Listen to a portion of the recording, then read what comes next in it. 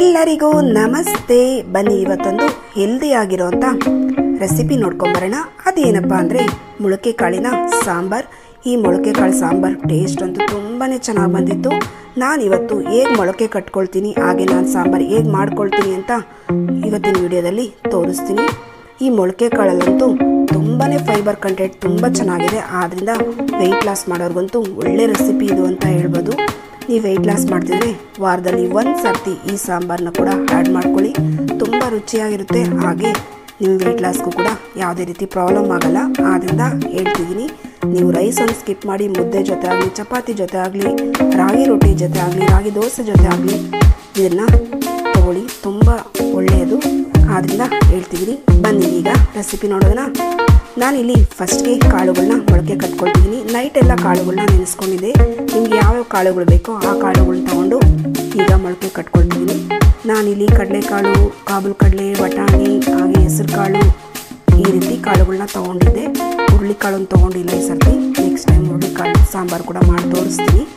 ನಾನು ಈ ಥರ ಎಲ್ಲ ನೀರೆಲ್ಲ ತೆಗೆದಾದ್ಮೇಲೆ ಈ ಥರ ಕಾಟನ್ ಬಟ್ಟೆಯಲ್ಲಿ ಕಟ್ಕೊಂಡು ಈ ರೀತಿ ರಾಗಿ ಕಲ್ಕ ಮೇಲೆ ಒಂದು ಭಾರ ಇಟ್ಬಿಟ್ಟು ಇಡ್ತೀನಿ.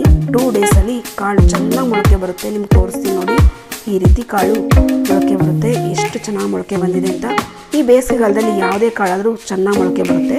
ಆದ್ದರಿಂದ ಹೇಳ್ತಿದ್ದೀನಿ, ನಾನಿಲ್ಲಿ ಸಾಂಬಾರಿಗೆ ಎಷ್ಟು ಬೇಕೋ ಅಷ್ಟು ನೀರು ಹಾಕ್ಕೊಂಡಿದ್ದೀನಿ. ಒಂದೇ ಸರ್ತಿ ನೀರು ಹಾಕ್ಕೊಳ್ತೀನಿ ನಾನು. ಹಾಗೆ ಒಂದು 5-6 ಟೊಮೊಟೊ ಹಾಕ್ಕೊಂಡು 3 ವಿಸಿಲ್ನ ಕೂಗಿಸ್ಕೊಳ್ತೀನಿ. ಇದನ್ನು ಸ್ಟವ್ ಮೇಲೆ ಇಟ್ಬಿಟ್ಟು ಈಗ ಸಾಂಬಾರಿಗೆ ಏನು ಮಸಾಲ ಬೇಕು ಅಂತ ರೆಡಿ ಮಾಡ್ಕೊಳ್ಳೋಣ. ನಾನಿಲ್ಲಿ ಯಾವುದೇ ರೀತಿ ಚಕ್ಕೆ, ಲವಂಗ, ಇತ್ತಿ ಮಸಾಲ ಐಟಮ್ ಏನೂ ಹಾಕಲ್ಲ. ಸಿಂಪಲಾಗಿ ಮಾಡ್ತೀನಿ. ಟೇಸ್ಟಿಯಾಗಿರುತ್ತೆ ಈ ಸಾಂಬಾರು. ನಾನಿಲ್ಲಿ ಒಂದು 5-6 ಬೆಳ್ಳುಳ್ಳಿ ತೊಗೊಂಡಿದ್ದೀನಿ. ಹಾಗೆ ಒಂದು ಚಿಕ್ಕದೊಂದು ಈರುಳ್ಳಿ ತೊಗೊಂಡು ಚೆನ್ನಾಗಿ ಫ್ರೈ ಮಾಡ್ಕೊಳ್ತೀನಿ. ಮಿಕ್ಸಿ ಜಾರ್ಗೆ ಹಸಿ ಕಾಯಿ ತುರಿ ಅದನ್ನು ಕೂಡ 1 ಕಪ್ ಅಷ್ಟು ಹಾಕ್ಕೊಂಡಿದ್ದೀನಿ. ಈಗ ಫ್ರೈ ಮಾಡಿರೋ ಈರುಳ್ಳಿ, ಬೆಳ್ಳುಳ್ಳಿ ಜೊತೆಗೆ ಮನೆಯಲ್ಲೇ ಮಾಡಿರೋಂಥ ಸಾಂಬಾರು ಪೌಡರ್. ನಿಮ್ಗೆ ಸಾಂಬಾರಿಗೆ ಎಷ್ಟು ಬೇಕೋ ಅಷ್ಟು ನೋಡಿಕೊಂಡು ಸಾಂಬಾರು ಪೌಡ್ರ್ ಹಾಕ್ಕೊಳ್ಳಿ. ನಾನಿಲ್ಲಿ ಒಂದು 3 ಸ್ಪೂನು ಸಾಂಬಾರು ಪೌಡ್ರ್ ಹಾಕ್ಕೊಳ್ತೀನಿ. ಹಾಗೆ ಕಲ್ಲರ್ಗೋಸ್ಕರ 1 ಸ್ಪೂನಷ್ಟು ಕಾಶ್ಮೀರಿ ರೆಡ್ ಚಿಲ್ಲಿ ಹಾಕ್ಕೊಂಡಿದ್ದೀನಿ, ಸಾಂಬಾರು ಕಲರ್ ಚೆನ್ನಾಗಿರುತ್ತೆ ಅಂತ. ಹಾಗೆ 1 ಸ್ಪೂನು ಕಡಲೆಪಪ್ಪು ಇದನ್ನು ಹಾಕ್ಕೊಂಡು ಚೆನ್ನಾಗಿ ಗ್ರೈಂಡ್ ಮಾಡ್ಕೊಂಬರೋಣ. ಈಗ ಕುಕ್ಕರ್ ಲಿಡ್ ಓಪನ್ ಮಾಡಿ ಅದರಲ್ಲಿರೋಂಥ ಟೊಮೊಟೊನ ತೆಗೆದು ಸೈಡ್ಗೆ ಇಡ್ತೀನಿ. ಸ್ವಲ್ಪ ತಣ್ಣಗಾಗಬೇಕು, ಮಿಕ್ಸಿ ಮಾಡ್ಕೋಬೇಕು ಅದನ್ನು ಕೂಡ. ಈಗ ರುಬ್ಬಿರೋಂಥ ಮಸಾಲಾನ ಹಾಕ್ಕೊಂಡು ಸಾಂಬಾರಿಗೆ ಈಗ ಟೊಮೊಟೊನ್ನು ಕೂಡ ಗ್ರೈಂಡ್ ಮಾಡ್ಕೊಂಬರ್ತೀನಿ. ಟೊಮೊಟೊ 1 ಸ್ಪೂನಷ್ಟು ಕಾಳು ಹಾಕ್ಕೊಂಡು ಇದನ್ನು ಕೂಡ ಗ್ರೈಂಡ್ ಮಾಡಿ ಸಾಂಬಾರಿಗೆ ಸೇರಿಸ್ಕೊಳ್ತೀನಿ. ಈ ಟೈಮಲ್ಲೇ ಉಪ್ಪು ಕೂಡ ಹಾಕ್ಕೊಂಡಿದ್ದೀನಿ ನಾನು, ಅದು ಸ್ಕಿಪ್ ಆಗಿದೆ.